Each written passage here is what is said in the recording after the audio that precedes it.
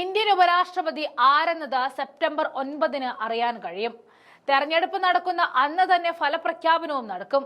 ഭൂരിപക്ഷമുള്ളത് കൊണ്ട് തന്നെ ഭരിക്കുന്ന കക്ഷിയായ എൻഡിഎക്കും ബിജെപിക്കും അവരുടെ സ്ഥാനാർത്ഥിയെ വിജയിപ്പിക്കാൻ സാധിക്കും. എങ്കിലും പ്രതിഷേധ സൂചകമായിട്ട് ഇന്ത്യ സഖ്യം ഉപരാഷ്ട്രപതി സ്ഥാനാർത്ഥിയെ അവതരിപ്പിക്കാൻ ലക്ഷ്യം വെക്കുന്നുണ്ട്. എങ്കിലും ബിജെപി വിജയ പ്രതീക്ഷ വെക്കുന്നത് കൊണ്ട് തന്നെ ഉപരാഷ്ട്രപതി ആകാനുള്ള സാധ്യത പട്ടികയും തയ്യാറായി കഴിഞ്ഞു. ഈ പട്ടികയിൽ ഇടം പിടിച്ച അപ്രതീക്ഷിത പേര് കണ്ട് രാജ്യം തന്നെ ഞെട്ടിയിരിക്കുകയാണ്. മറ്റാരുമല്ല, സ്റ്റൈൽ മന്നൻ രജനീകാന്താണ് പട്ടികയിലെ മുൻപേരുകാരൻ. രജനീകാന്തിനെ അവതരിപ്പിക്കുന്നത് വഴി ബിജെപിയിലെ പല ലക്ഷ്യങ്ങളും മുന്നിൽ കാണുന്നുണ്ട്.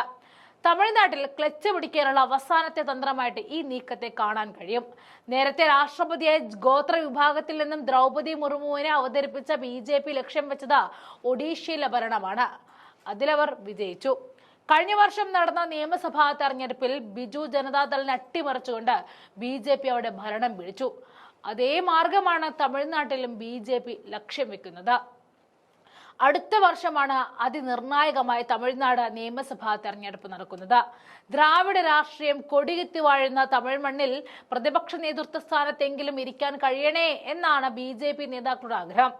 അതിനുള്ള വഴി ബിജെപി തേടുന്നതിനിടയ്ക്കാണ് അഭിപ്രായ ഭിന്നതകൾ ഉടക്കി ജഗദീപ് ധൻഖറിന്റെ രാജി. ഇതോടെയാണ് പ്ലാൻ ബിയിലേക്ക് ബിജെപി കടന്നത്. നിലവിൽ ഉപരാഷ്ട്രപതി പട്ടികയിൽ രജനീകാന്ത് ഉണ്ടെങ്കിൽ താരം ഇതുവരെ പച്ചക്കൊടി കാണിക്കാത്തതാണ് ബിജെപി കുഴക്കുന്നത്. സിനിമാ ജീവിതത്തിന്റെ അവസാന ലാപ്പിലാണ് താരം നിൽക്കുന്നത്. ഇപ്പോഴും അനാരോഗ്യം തലൈവരെ അലട്ടുന്നുണ്ട്. വിശ്രമ ജീവിതത്തിലേക്ക് കടക്കുമ്പോൾ ഇന്ത്യൻ ഉപരാഷ്ട്രപദവി പോലെ അനുയോജ്യമായൊരു പദവി രജനിക്ക് കിട്ടാനേയില്ല.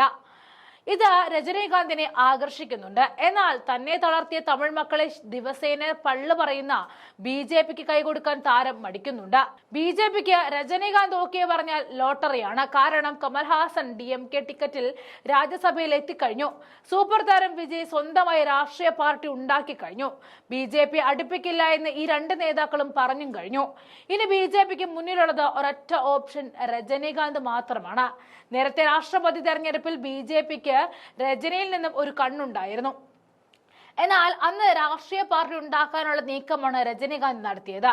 ഇതോടെ ബിജെപി പിന്മാറി. എന്നാൽ അനാരോഗ്യം മൂലം തുടർ ചികിത്സ തേടേണ്ടി വരുന്നത് രജനീകാന്തിന്റെ രാഷ്ട്രീയ പ്രവേശനത്തിന് വിലങ്ങുതടിയുണ്ടാക്കി. ഇതോടെയാണ് താരം രാഷ്ട്രീയ പദ്ധതി ഉപേക്ഷിച്ച് സിനിമയിൽ സജീവമായത്. തുടർന്ന് അഭിനയിച്ച ജയിലർ സൂപ്പർ ഹിറ്റ് ആയതോടെ സിനിമ തന്നെയാണ് തന്റെ തട്ടകമെന്ന് പ്രഖ്യാപിക്കുകയായിരുന്നു രജനി ചെയ്തത്. താരത്തെ കൂട്ടുന്നതിന് വേണ്ടിയിട്ട് ഇന്ത്യൻ സിനിമയിലെ പരമോന്നത ബഹുമതിയായ ദാദാ സാഹിബ് ഫാൽക്കെ അവാർഡ് നൽകിയാണ് ബിജെപി രജനീകാന്തുമായുള്ള ബന്ധം ദൃഢമാക്കിയിട്ടുള്ളത്. ഇതും നമുക്ക് ഉപരാഷ്ട്രപദത്തിലേക്കുള്ള ഒരു വഴിയായിട്ട് വേണമെങ്കിൽ കാണാം.